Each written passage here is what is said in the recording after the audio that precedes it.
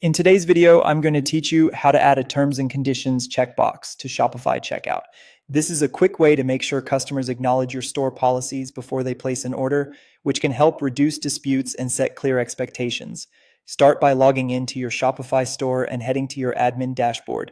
From there, look at the left-hand menu and click on Apps. This is the place where you manage the tools that extend your store's functionality and where we'll add the checkbox feature.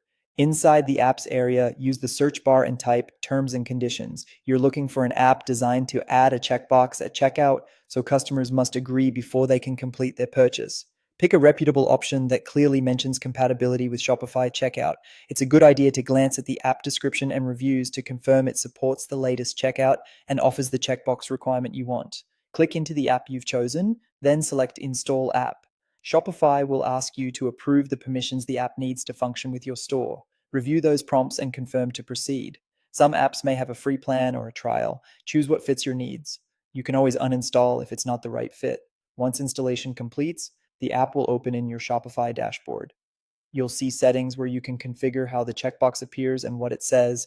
In the text field provided, add the content of your terms and conditions, keep it clear and customer friendly, and include essentials like your return policy, privacy policy, shipping terms, and any store rules or conditions that apply.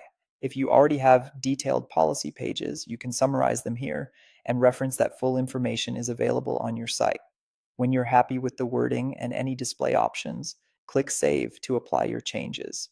Saving typically activates the feature. If your app includes a separate toggle to show the checkbox at checkout, make sure that setting is enabled so it appears for every order.